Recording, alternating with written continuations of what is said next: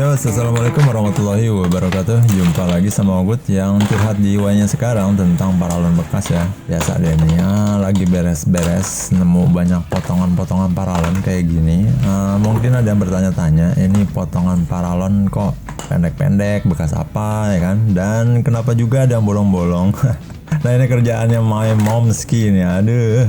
Mungkin awalnya nih mau dibuang tapi sayang ya. Terus akhirnya dibuatlah seperti pot. Atau mungkin biar si daun tanamannya biar bisa berdiri kali ya. Kalau dibolong-bolongin ini mungkin maksudnya tuh ya biar ada sirkulasi udara keluar masuk.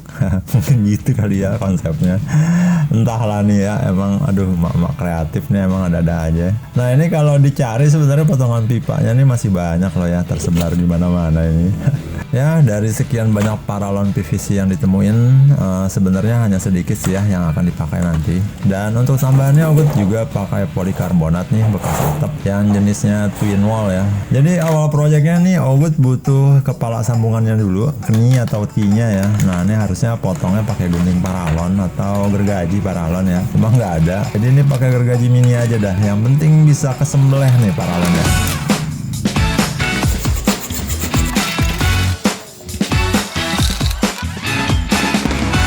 Nah sementara Ogut mau gunain keninya ini dulu biar bisa berguna lagi. Jadi putusan pipa di dalam ini kudu dicabut dulu ya. Nah ini tinggal dibakar pakai lem paralon, lalu tunggu sampai lembek, terus tinggal diputer-puter aja kayak gini.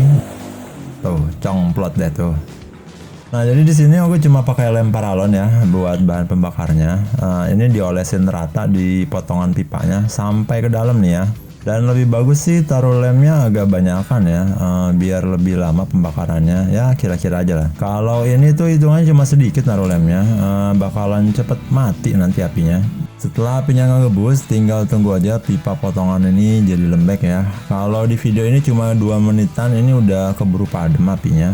Harusnya taruh lemnya sih agak lebih banyak lagi ya, biar pembakarannya jadi tambah lama. Pokoknya biar agar pipa yang di dalam ini bener-bener lembek gitu loh. Cuma ya jangan sampai lumer meleleh banget, apalagi kalau keninya juga ikutan meleleh. Itu mah beneran ngebakar tuh sih.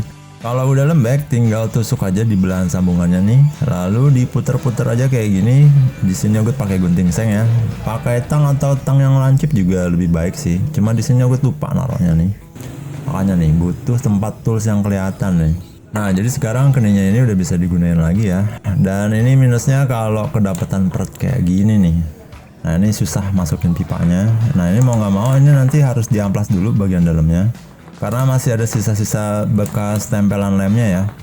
Juga di bagian bibir atau depan keninya. Nah ini juga ikutan agak meleleh. Nah kalau mau ngakalinnya juga tinggal diamplas aja, gampang lah. Ya lumayan lah nih hacknya, keni L atau T-nya jadi bisa kepake lagi ya. Daripada kebuang, lumayan berhemat 2.500-an per keninya.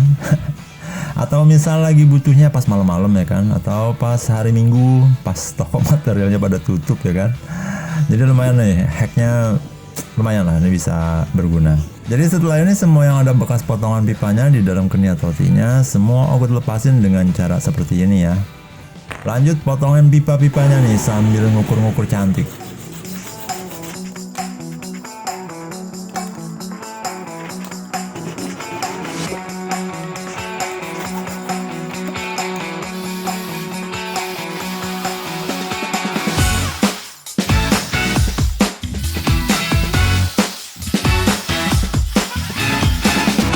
Jadi potongan pipanya yang akan digunakan ada 4 bagian ya. Pipa bagian A, B, C, dan D nih.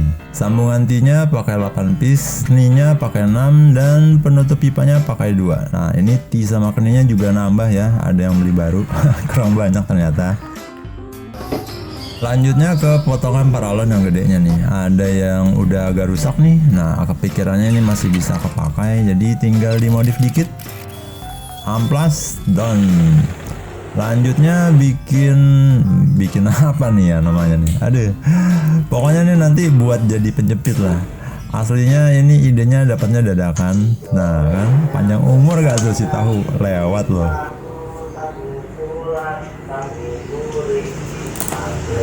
Ya jadi gara-gara lihat potongan kecil pipa ya, jadi kepikir nih kayaknya masih bisa berguna nih.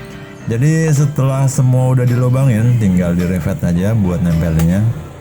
Nah, dan yang akhirnya ternyata salah ngukur bikin lubangnya nih. Jadi ini ngulang lagi.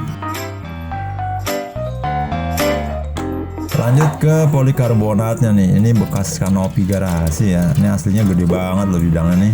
Dan ini cuma dipotong-potong aja. Butuhnya cuma 2 lembar. Untuk ukurannya nanti tinggal mengikuti bidang pipa yang akan dibentuknya.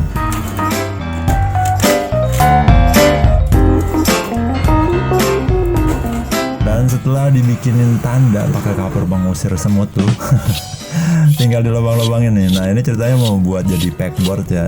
Cuman di sini ngelubanginnya kebanyakan, nggak terlalu berfaedah lah nih. Ya, setelah semua bagian udah ada kelar dan sudah dicuci, sekarang tinggal dirakit semua. Mulai dari bawahnya dulu nih.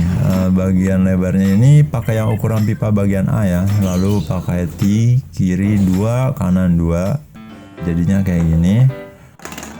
Lalu bagian T belakangnya pakai bagian pipa B, kiri dan kanan. Nah, jadinya seperti ini.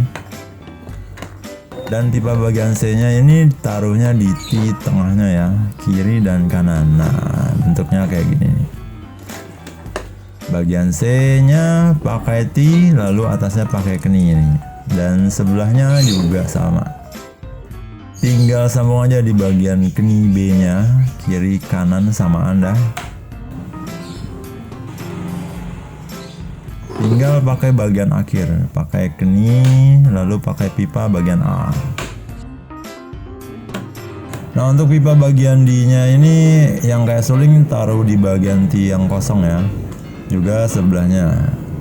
Tapi tiba-tiba ada bu ibu nih minta termos es. Lanjut tinggal tutup pipanya nih. Oke, done. Bagian yang ini udah kayak pintu Indomaret nih. Sekarang udah bisa tarik atau dorong ya. Nah, penampakan sementaranya kayak gini. Oke, lanjut taruh si polinya nih. Nah, ini cuma buat dasarnya ya. Tinggal dikunci-kuncirin aja pakai kawat. Juga si pegboardnya juga ikat pakai kawat. Lanjut paralon potongan ini dikasih lem tembak. Tinggal tempel aja. Jadi nggak usah bikin tutup bawahnya lagi. Simple present continuous tense nih. Dan PVC yang ini nih tuh ya, jadi ini tinggal diceklekin aja di pipa. Dan ini juga lumayan kuat loh buat nahan bebannya. Dan lubangnya yang ini nih yang salah ngukur ya. Ya, sekarang tinggal taruh paratusnya nih. Di sini aku pakai baut 10, pakai 2 mur. Nah, ini tinggal dikencengin aja. Nah, ini tempat ini buat temen-temennya si Gerinda ya. Lumayan berat kan ya.